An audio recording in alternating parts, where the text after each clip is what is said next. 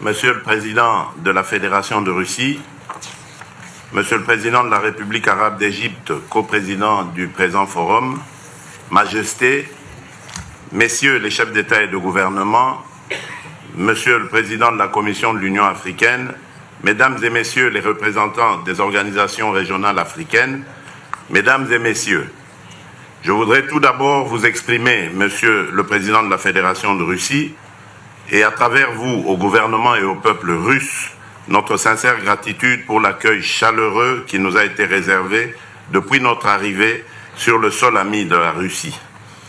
Je salue particulièrement mon frère, le président de la République arabe d'Égypte, M. Abdel Fattah al-Sisi, co-président de ce sommet.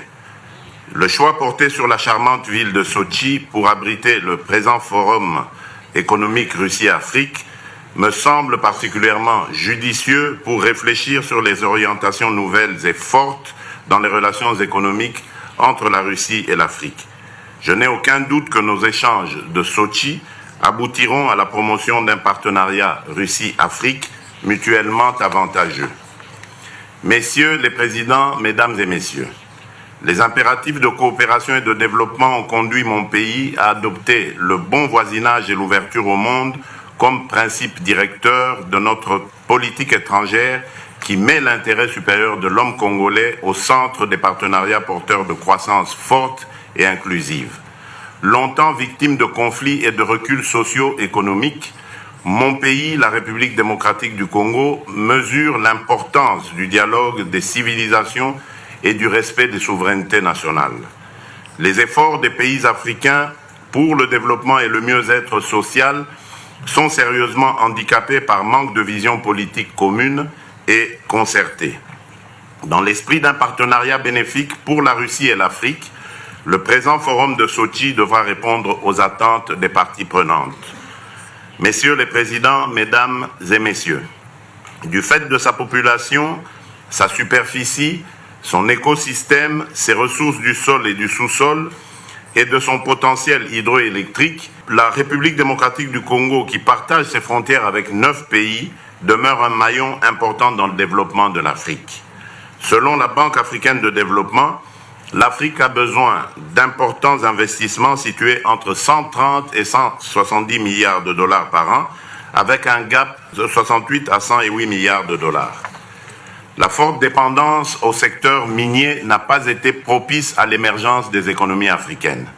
Dans le cas spécifique de mon pays, entre 2010 et 2014, les entreprises minières et pétrolières ont mobilisé des revenus de l'ordre de 48 milliards et demi de dollars, alors que le pays n'en a tiré que 6 milliards 9 de revenus.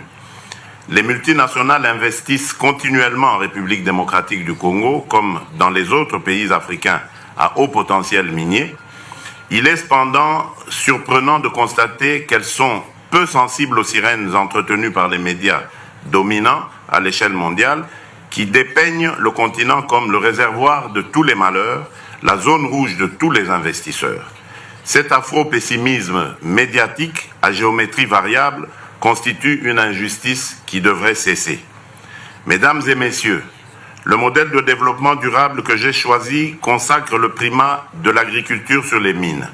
Avec ses 120 millions d'hectares de terres arables, le lac Tanganyika, le plus poissonneux et le deuxième lac au monde par le volume et la profondeur après le lac Baïkal, mon pays peut atteindre l'autosuffisance alimentaire et nourrir 2 milliards de personnes en résorbant ainsi 2 fois le déficit alimentaire mondial.